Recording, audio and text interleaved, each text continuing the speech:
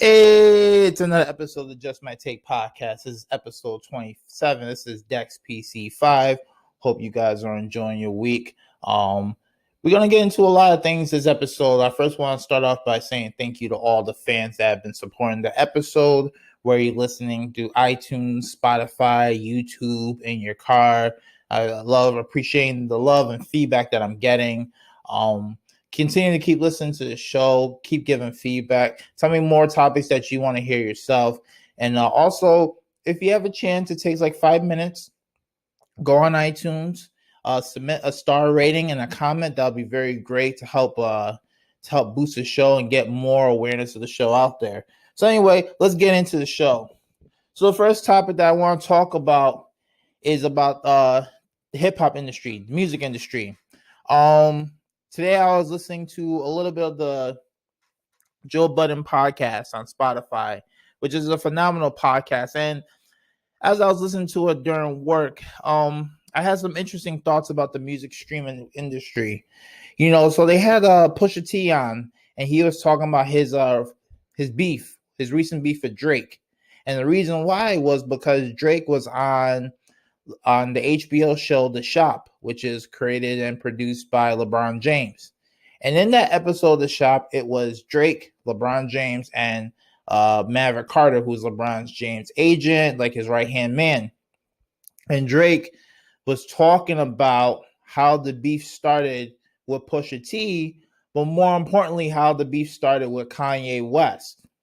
And talking about how he was over there doing beats and whatnot and the rollout and all that. It was very interesting. I recommend you check it out. So you had Pusha T come on the Joe Budden show today, and he was talking about his take on the beef. The fact that actually, when it came to the reveal of Drake's son, it was actually Drake's friend and producer, 40, who was having pillow talk with some girl after hooking up, and revealed about Drake's son and how they went to go give him presents and all that stuff. This is what Pusha T is saying. So that's what makes the beef even more interesting, because it's just so deep and so personal and all that. But what I found very interesting was that Pusha T was the hottest thing going in the summer months, because you had that Pusha T Drake beef. They were going back and forth. The story of Adidon, Drake had his disses toward Pusha T and Kanye, and then the fact that it got so messy that Jay Prince from Drake's camp had to kind of speak to Kanye and simmer things down. But then Drake kind of did a dig on his album Scorpion, and then talked about it more on The Shop, which was kind of corny, because to me, I agree with Pusha T, where it's like, if you're going to kind of keep talking about the beef, why did you end the beef? They could have just went back and forth, and as fans, we could have gotten some more great music, some more great diss songs. I felt that rap beef between Drake and Pusha T was very incomplete, because I felt there was many more rounds to go, and we were, as fans, were robbed of it. It wasn't like MGK and Eminem, where it was just like, after Eminem dissed MGK with Kill Shot, there was really no way MGK could recover and come back from that. There's no way. The Drake Pusha T beef had more rounds, but it was interesting because we haven't really heard from Pusha T in the past few months, and I was like, damn, this guy was the hottest thing going in the months of June, July, and August with that beef, and now it's October, and we've forgotten about him. We didn't forget about the beef, but we've forgotten that he made this album called Daytona. And to me, it got me thinking, and I'm like, is the music industry right now, is it benefiting or hurting the music industry for the artists and the fans? And what I mean is, right now we're in the streaming era. So with the streaming era, you can get music at any time. I remember back in the day, in the Walkman days, you had to go to the store, you had to buy either a cassette tape or a CD at like Best Buy or FYE or Circuit City, and you just had that one CD. And I remember people used to have like these CD packets where it will hold like 30 to 50 CDs at a time. And now you get all the music on your phone. All you have to do is subscribe via Apple Music, Spotify, Tidal, Pandora, SoundCloud if you want as well. YouTube Music is actually having a new rollout. So with all this, there's so many channels to get new music right away. So that benefits the fans. Okay, the pros of this is you can access music at any time, whether you're at work, whether you're on your drive home, whether you are about to go to sleep. You could say, hey Siri, hey Alexa, any of that type of stuff, and they'll play that music right away. So you don't have to spend the gas money to go to Best Buy and buy the CD anymore. Another thing that's beautiful for the fans is that music can drop at any time. If you notice, artists are only the rollout of what these current modern artists are doing is very interesting.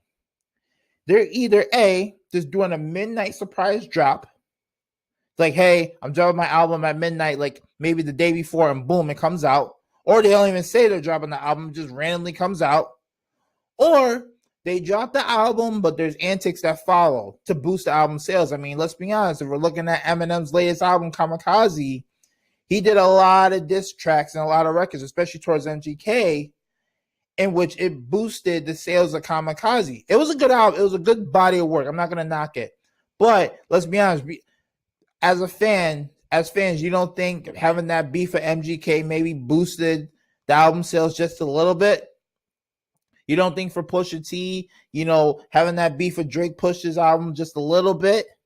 Nicki Minaj with her beef for Cardi B pushed her album just a little bit. And that's just part of the hip hop industry. There's always going to be beef and antics and marketing schemes to try to boost the albums. I remember 50 Cent was notorious for going around trolling people, especially right before the album. So I remember one time 50 was coming out with an album when Kanye was coming out with an album, and they were doing a head-to-head type of thing. So this is nothing new in the hip hop industry. But what you don't see is you don't really see like heavy marketing towards an album coming out anymore. And I'll give two examples, because I remember last weekend, a few weeks ago, you had T.I. that came out with the album Dime Trap, which I think is a great body of work. I want to talk about that album a little bit more. That was a great body of work. Some would say it's like the Southern 444 of Jay-Z's album. I think it was just a great body of work. Then you had an R&B star, an Ellie Mae, who had the proper marketing, who had the anticipation. Right now she's doing okay in album sales. We'll see how it goes as it goes along. But that Ellie Mae was the first time in a long time where you saw like the label given that proper rollout. But nowadays you don't see it. Another beautiful thing I will say about the streaming era is that you get more chances to find undiscovered artists, and those artists can break overnight. I mean, Justin Bieber, Drake definitely benefited from being in this streaming era where they had their songs on YouTube. We discovered them and they were able to break out overnight. I know Ellie Mae, her song Booed Up topped the charts, all because it was a breakout hit overnight. So I think it definitely benefits the artists. And for the fans, I mean, of course, listen, like I said, we're going from the days of listening on the Walkman CD player to hearing on your phone. You can have 50 albums on your phone as long as you're paying for it, as long as you're streaming it. It's a beautiful, beautiful thing. But here are some of the cons that I feel that's hurting the music industry and hurting, I think, the way we view music lately. One major con is I don't feel fans savor the albums as much anymore. And what I mean by that is you're having so much content out there, so much that it's almost turning into a contest of the flavor of the month. And we're not savoring great bodies of work. And not only that, but I feel now artists are feeling the pressure to always put out something almost every other month just to stay relevant, just to say, hey guys, I'm still around, just in case you forgot about me. So what they're doing is now they're doing a single, or they're doing this little quick 4-track EP type of stuff that counts as an album, which is kind of bullshit because 4 songs is not an album to me. Let's be honest on that. And you're seeing these artists sometimes rush their projects just to get out there for the streaming numbers. I think a prime example is the latest Kanye West album. I felt that was a very rushed project. I don't think it was if you compare that album to, say, College Dropout or Late Registration, which is two of my favorite Kanye West albums of all time, this latest one does not cut it. Not at all. 7 songs, it wasn't quality, doesn't cut it.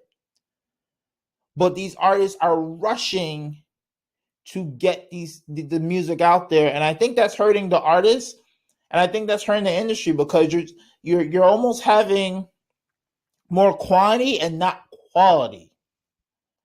And I think with the quality, it gets overshadowed by the quantity. And what I mean is that we're forgetting, I don't know, maybe it's me. It's just my take. Maybe it's me. But 2018 had a lot of artists drop a lot of albums. And I feel we're forgetting about them. It comes out. What happens is the album comes out. And then 1 week later, a new artist comes out. We kind of are still listening to the current album. And then by the next month, we've completely forgotten about the album, unless it was our favorite artist. And what I mean is Pusha T. Pusha T came out with his album. We kind of forgot about it. Eminem, he came out with Kamikaze. Who's really talking about Kamikaze right now, that album? J. Cole came out with a great album. How many people today are talking about J. Cole's album?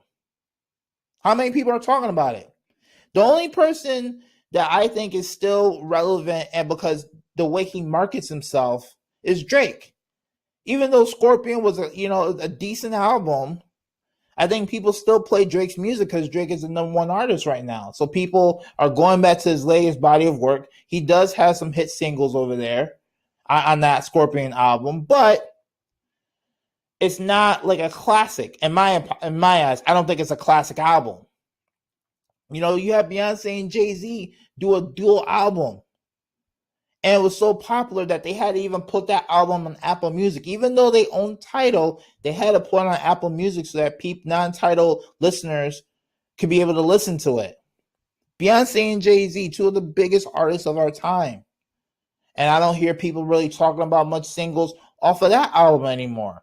It's starting to be the flavor of the month. I mean, right now we're talking about Lil Baby and Gunna. That's the albums that's being talked about right now. By this weekend, I'm sure someone else is going to drop an album, and we're going to be talking about that. So we're not savoring the albums as much. And the reason why I brought up T.I. Dime Trap is, yes, I'm a little biased. T.I. is one of my favorite rappers of all time. But I felt he really did do a great body of work. And I feel it's been overshadowed because there's so many other albums out there. And of course, music is preference to people's likings. There's always going to be opinions when it comes to music. But I felt back in the day when someone made a really great body of work, the fans would show appreciation and kind of savor it for a few months before going on to something else. And I feel lately it's just kind of like, all right, I listened to it 1 or 2 times for the week. I'm done. I'm moving on. I probably won't hear these songs again unless I'm listening to a Pandora playlist or Apple Music, Spotify playlist. Other than that, I moved on. It's kind of sad. It's sad because I feel like the game right now, the industry is dangerous because it feels oversaturated. And I know like music has always been kind of coming out year after year after year. I'm sure some people will say, hey, Dex, this is how the music industry has always been. But I can say, yeah, but growing up in the 90s and the early 2000s, when there was a great album, people talked about it for at least months on end. We didn't just kind of, skate and go by. I think it's starting to be similar to the TV era that we have right now. Right now, we're talking about it being the golden era of television. But the thing about this golden era of television is you have amazing shows out there, but there's so many shows that it's just hard for us to keep up. And so you have some very underrated shows that get bypassed or don't get the credit it's due because there's so many other options out there, i.e. The Americans on FX. The Americans on FX is actually a great show. It's been Emmy nominated. It's won some Emmys. But you don't really hear too many people talking about that show because you just have so many things on, like Game of Thrones, like Scandal, like Empire.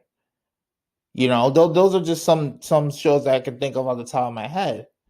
While the Americans is a very underrated show, so I'm wondering if music is starting to gear towards that, and it's almost like if these artists are not in the news every day, i.e., Cardi B or Drake, you forget, like, damn, I forgot this dude kind of made an album in March or something like that. J. Cole, I mean, one of the best rappers we have right now. I kind of forgot he made an album until I was going through my album music. I was like, oh yeah, let me listen to some of this J. Cole. And maybe that's me as a fan, but there's so much music out there, it's hard to keep up. So, and the thing is that, you know, as we get a lot of content out there, you almost start to worry, is there any big time classics anymore? Any classics that you go like Illmatic, you know what I mean, where you kind of go back and you listen to it over and over and over again, like the Misdirect, shoot, I don't want to butcher Lauryn Hill's album, the Miseducation of Lauryn Hill. Hold on, let me make sure I get this right. The Miseducation of Lauryn Hill. Sorry about that. Which is an all-time classic. So yeah, we're getting more albums, but if we look 10 years from now, which albums are we looking at today who are going to be like, yo, we're still going to be talking about the album 10 years from later? I don't know if any of the albums of this year qualify for that. I'm sure if we really dig deep, maybe we can have some contenders, but there's no ones off the top of my tongue, top of my mind where I'm like, oh wow, yeah, that's going to last for a long time. And I think that's another conversation that has to be had in a future episode. Is the music of today going to last 10 years from now? You know, obviously you listen to, you know, Michael Jackson, Whitney Houston, Stevie Wonder, and there's a lot of classics that they have that people are still bumping to now. So I think it's a very interesting discussion. So music streaming, think about it. Is it helping or hurting the music industry for the fans and the artists? I feel the artists right now, they have so much pressure to just rush to get something out there. But it's almost like you're better off taking your time and putting a beautiful body of work as opposed to rushing it. Like Ellie Mae, I liked her album a lot. I think it's a good R&B album, and I hope she does well in sales. But then you look at another R&B artist like Tiana Taylor, and her rollout was kind of messed up. There's only 7 songs on there, but she has a beautiful voice. She has a beautiful voice, and I feel like, damn, like that album was very short. Give me 10 to 13 songs of her. Give me 10 to 13 songs of her. I mean, the Gonna Love Me song, I love that song. That's a classic to me. But the album was so short. So I don't know. That's something to think about. Music streaming. Is it hurting or helping the game?